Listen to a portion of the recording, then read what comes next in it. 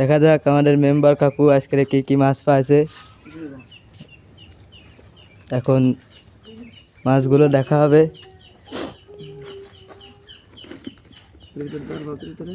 বালতির ভিতরে দেখা যাচ্ছে অনেকগুলো মাছ, বিভিন্ন ধরনের দেশি মাছ, চিংড়ি মাছ। দেখা যাক অনেক মাছ দেখা যাচ্ছে। বাহ, প্রচুর মাছ, দেশি মাছ।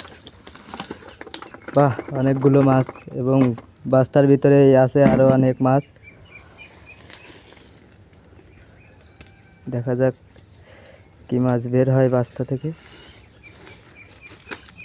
দেখি বড় মাছ, এটা হলো বটন মাছ, এটা গ্লাস কাপ।